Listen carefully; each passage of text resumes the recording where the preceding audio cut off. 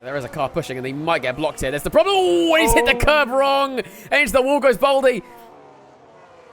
That is so unfortunate for the Haas. He needs to be careful here. Of course, ghosting is off. He needs to be careful he doesn't rejoin, as there's the Cadillac, fortunately, seeing what happened up ahead, keeping an eye on the yellow flags, which is going to be incredibly important this season. Lights ahead of the drivers to begin XRS's 9th season with a brand new game, brand new batteries, and it's going to be Aston Martin on pole, Mercedes in second. The lights are out. We're racing in Australia. Great start by the Mercedes, who's going to get a run going down towards turn 1. Not looking defensive by the Aston Martin. Down the inside goes Gordo at turn 1. Bit of contact between the two of them. Vizdinho just about holding on. Gordo staying on the pace.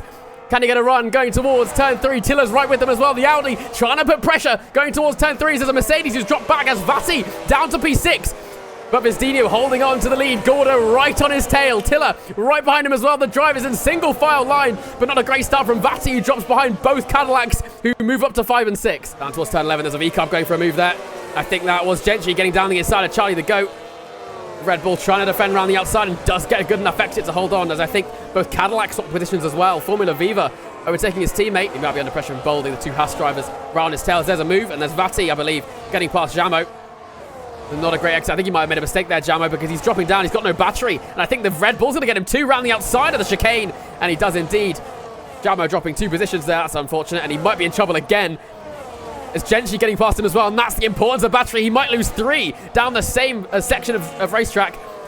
Here comes Gentry around the outside. Oh, he's touched the grass on the outside. He just about gets it slowed down. And BT didn't collide with him behind as well. Very interesting to see many drivers doing different things. And some are already losing out because of it. That's a big dive from Dondorf down the inside of turn 3. Up to P3 he goes. Fairly straightforward move, actually. I didn't see the Aston Martin defending it too much. And bad news on the other side of the Aston Martin garage. BT must have had an issue. He's been overtaken by 1, 2, 3 cars. There's a Red Bull going down the inside. And what on earth is going on in the back here for BT?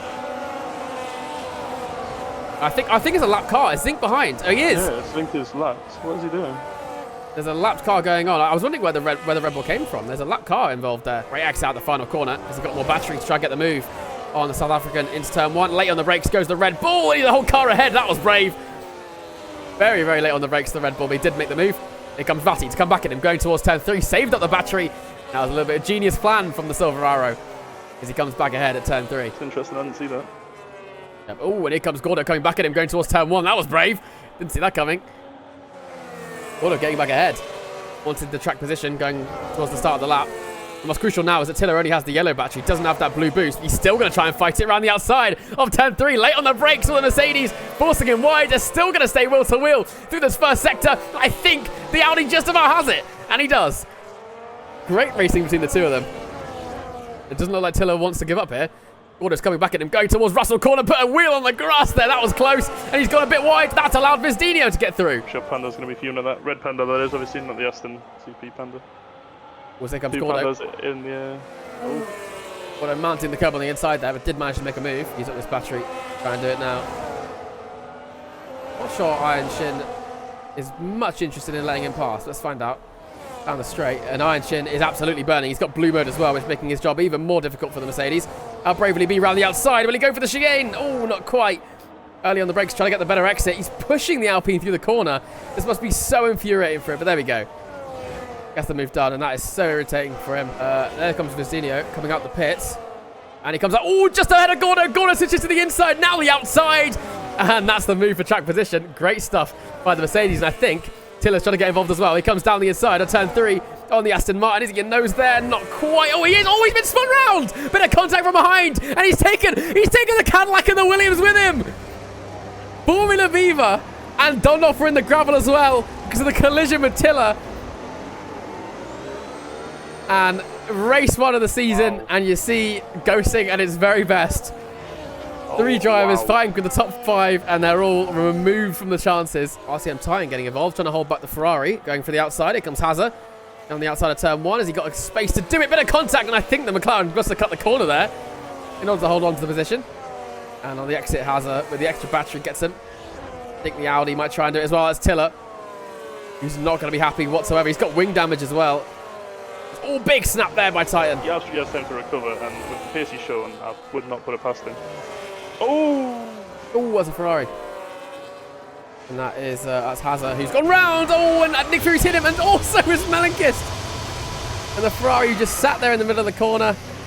Didn't want to risk moving, which I think is fair. And he's collected 2 cars with him. As the Haas and the McLaren. Side effects looking for it. Oh! Down the straight, bit of contact between the two of them. Side effects, I think, hit the back of the Red Bull. And here comes the Cadillac to pick up the pieces. Formula Viva. Look at the front. You can see how visibly slow he is. Here comes Genji looking down the inside. Oh, with the chicane. Oh, my goodness, the AI causing chaos there. What on earth level is the AI on? Because it's incredibly slow. Well, I mean, Mills in there as well. So mistake was made there. That's all the Audi trying to get down the inside on Charlie. Charlie defending. Tiller forcing him all the way wide at turn 13. Is into the pits. Goes side effect. Was that into the pits? Oh, Vatti's AI pit him. Oh, his AI's pit him. Oh, my God. It's absolute heartbreak for Mercedes. He's going to lose so much points. He's definitely turned it around in a race. It's a great start for him back on the grid. Jamo. It's very nice to see. Yeah.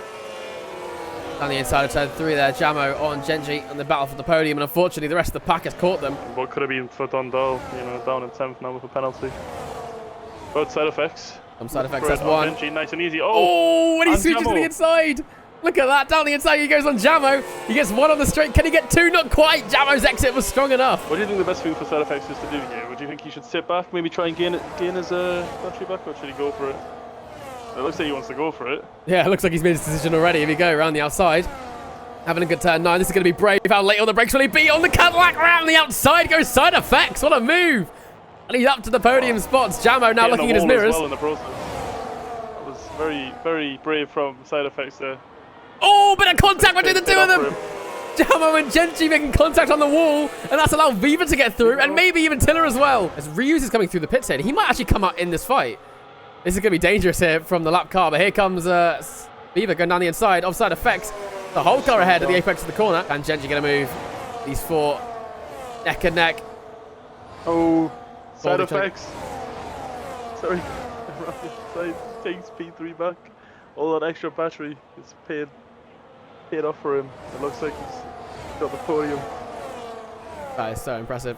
Well, up at the front, it's a massive win for Aston Martin, who take the lead of the OCC after the first round. Vizdino wins the Australian Grand Prix. Gordo holding on to second. There's a bit of a gap in between, but the fight for the podium still carries on. Side effects, despite missing out on that blue battery, had the upper speed. Side effects around the final corner. It's a massive podium for Williams.